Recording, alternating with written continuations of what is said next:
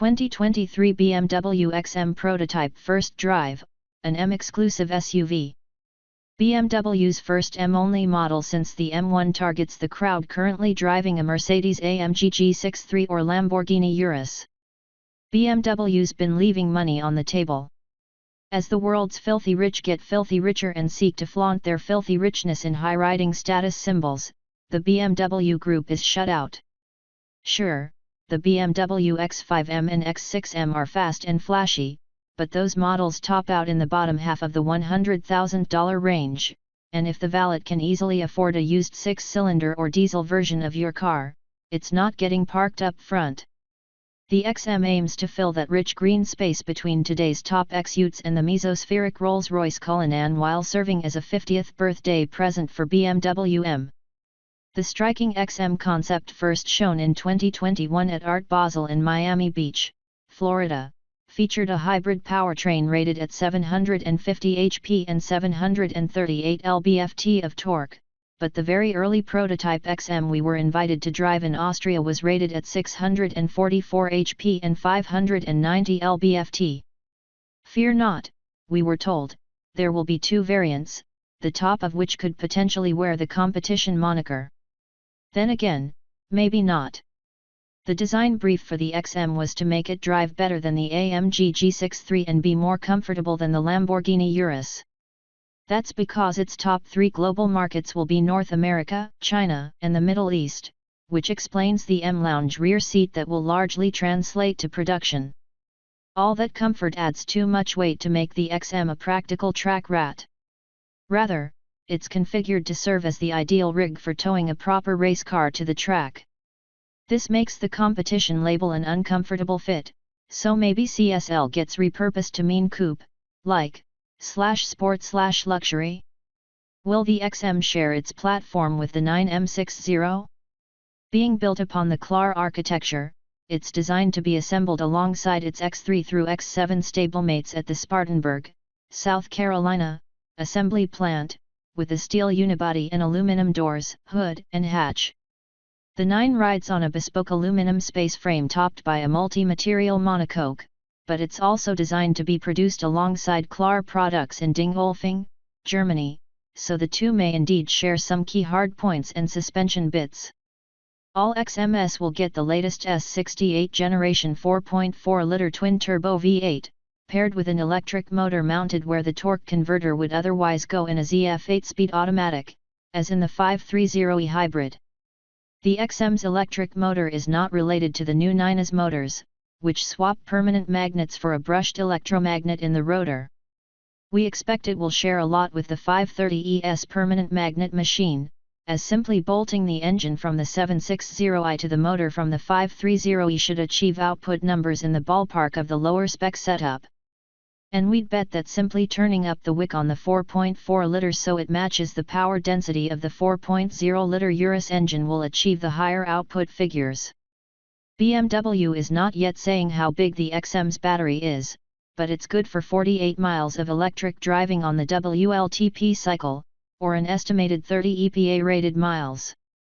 A similarly Zoftig Bentley Bentayga Hybrid's 17.3 kWh battery takes it 18 miles, so the BMW's is likely larger than that to deliver 30 miles.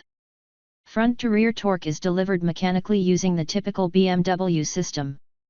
There's no torque vectoring, but there is an electronically controlled limited slip differential in the rear. Front/rear torque distribution strategy is programmable, as in other M products, except there is no forced rear-wheel drive mode as in the M5, though we're assured drifting is possible even with some drive to the front wheels. BMW makes no pretense of any rock crawling abilities, though there is a sand mode optimized for dune running. Steel springs, not air. What? How can steel springs achieve the XM's lofty comfort targets? By judiciously integrating them with adaptive dampers and 48-volt hydraulic anti-roll bars front and rear. Air springs would struggle to achieve the XM's dynamic performance targets because they can't currently alter their pressure dynamically enough to achieve the progressiveness of steel springs.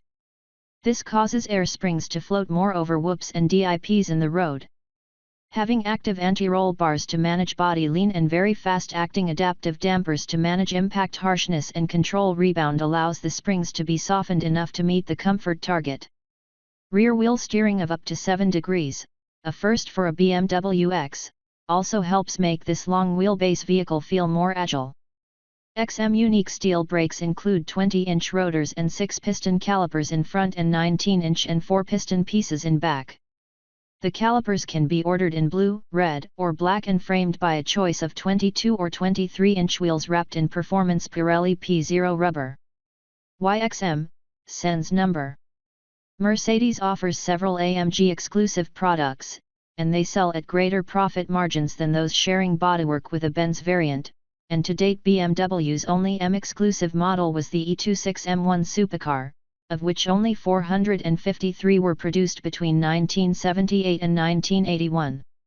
So the XM won't share any panels with any other vehicle. Calling it X7M or X8M, as we'd predicted, risked making buyers think it did, so XM it is, after coming to an agreement with Citroën, who last used that moniker in 2000. This is a big vehicle, but like most in its competitive set, driving shrinks it. With all the traditional M variable settings cranked to max sport, the acceleration feels impressive, attended as it is by sharp shifts and a blend of real and synthetic sounds. All the lift throttle burbles and pops come from speakers in the cargo area. It feels G63 quick. The 750 horse model will take on the Lambo Urises and Bentley Bentayga speeds of the world. With electric torque filling any momentary turbo lag, throttle response is impressive at any speed. Of course, in pure electric mode, this is a big, luxurious golf cart that will accelerate up to highway speeds in relative silence, but for some electric propulsion sounds curated by Oscar-winning soundman Hans Zimmer, unless you depress the kick-down switch. This summons full V8 thrust. Can it outhandle a G63 and dice with an Urus, dynamically? After a 40-minute ride on damp alpine 2-lane roads, the answers are yes and maybe. The combination of responsive low-profile tires, firm bushings, and quick-reacting active roll control means there's so little slop in the steering there's no need for a hyper-quick ratio that can leave some vehicles feeling darty. Quick reactions and minimal roll greatly reduce the impression of size and heft, as well. The brakes are not by-wire, as on so many other CLAR vehicles, which lends them a refreshing directness, and you're never aware of the handoff from regenerative to friction braking. And on what passes for uneven tarmac in this meticulously maintained country, the ride felt far more supple and compliant than on any Lamborghini or even most other M-tuned X products. What is the BMW XM's price and on-sale date? The official press introduction and drive event isn't until September, with sales beginning in March 2023, so no pricing or other spec details are available yet.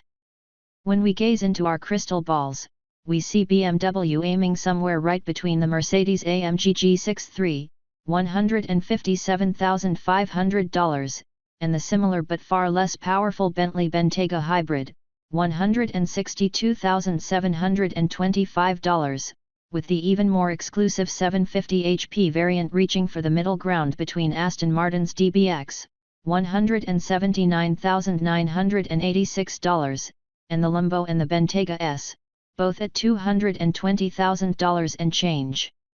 Will the ballers go for an XM? We're told that under all this cladding, the XM faithfully translates the undeniably interesting, angular, and fashion-forward concept's look inside and out, adopting the new 7 Series front lighting signature and few other simplifications. The interior will get exclusive touches, jewelry not yet present in this prototype. The unique looks, promised exclusivity, and uniquely American BMW blend of space, towing capacity, performance, hybrid frugality, and ride comfort will make the XM as attractive to loaded Yank influencers as it is baffling and confounding to German enthusiasts.